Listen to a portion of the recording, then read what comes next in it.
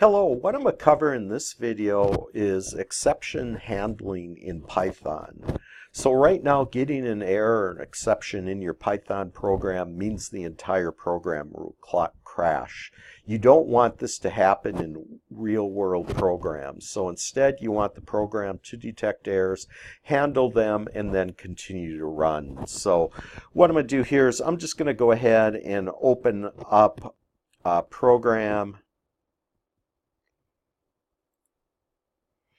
And what I have here is I have a function called spam, and what I'm doing is I'm passing values into spam, and then I'm using those values to divide into 42. As you can see here, the first two should work correctly, but if you know anything about division, if you divide a number by 0, that should result in an error. So let me just go ahead and run this program really quick.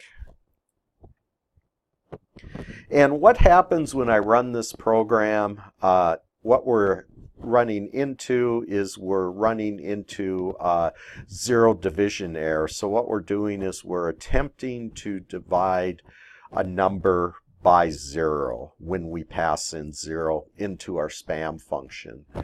So errors can be handled with try and except statements.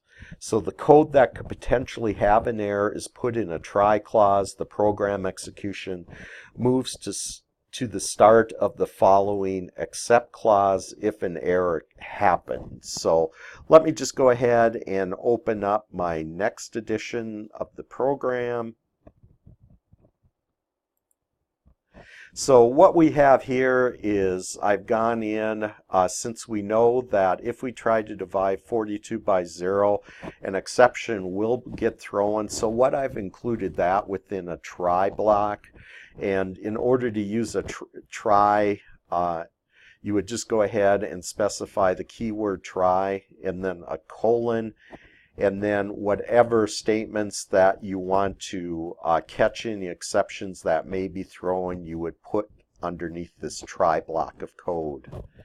And then what'll happen if an error will occur, then the except clause will get executed. So what will happen if I attempt to divide by 0, instead of dividing by 0, it will go ahead and display error invalid argument.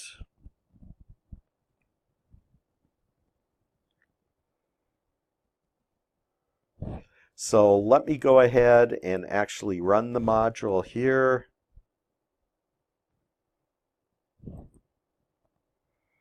And as you can see, the first time through we printed 21, second time through we printed 3.5. Then we had an error, invalid argument. Then we print none. In Python, there's a value called none, which represents the absence of a value. So basically why that is showing up is that no value is getting returned in our function when we attempt to divide by 0. So none is the only value of the none type data type. So if we go back into our program, when a code in a try clause causes an error, the program execution immediately moves to the code in the exception clause. After running that code, the execution continues as normal. So after we hit this except clause, then execution will continue, and our next method called to spam is executed. So what I'm going to do is, I will go ahead and copy and paste this into our Python tutor, and we can just watch the execution of the program.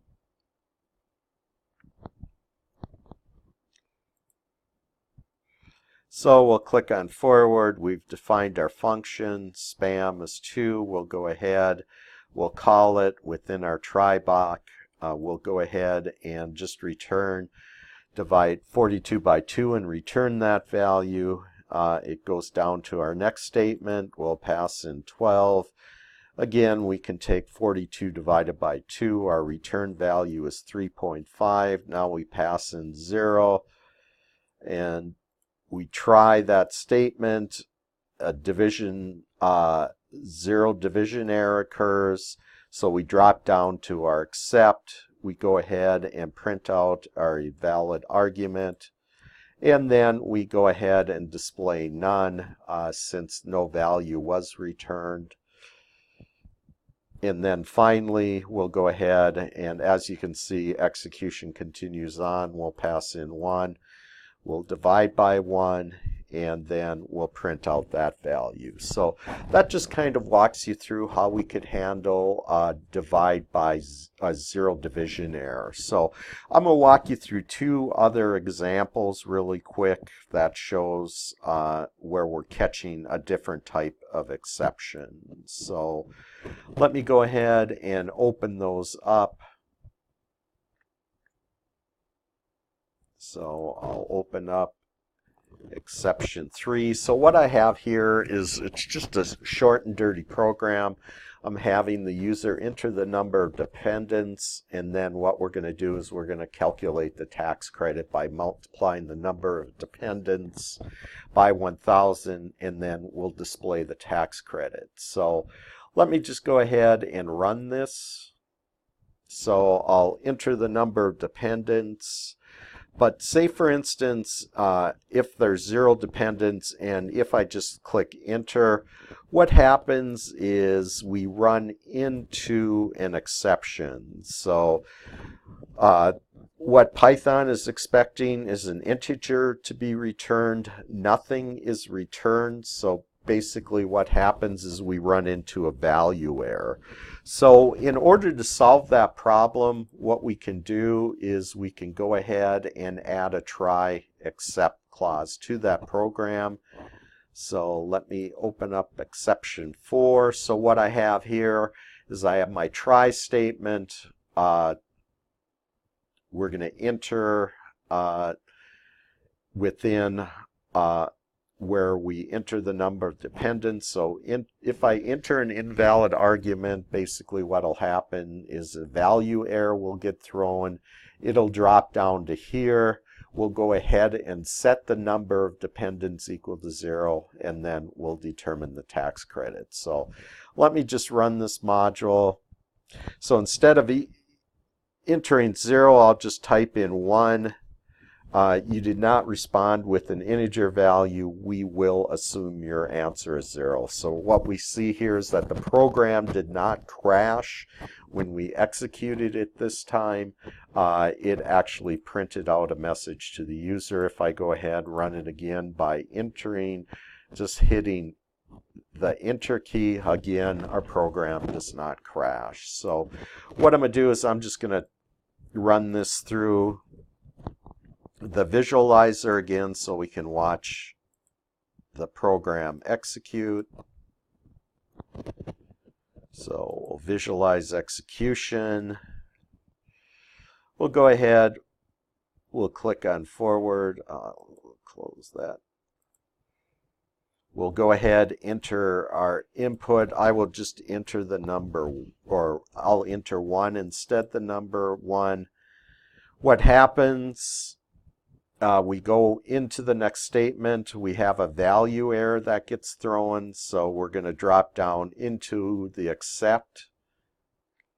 And then what we do is we print out our messages, set the number of dependents equal to 0, and then what we do is we calculate the tax credit at 0. So as you can see, after that except gets executed, then the next line in our program gets executed. So this is just kind of a short little video that walks you through how you can go ahead and handle exceptions that get thrown in a Python program. So again, any code that throws an exception, you would include underneath the try keyword, and then underneath the except you would specify how you wanted to handle an exception if an exception gets thrown. So that's all I had for this video, so we will talk to you next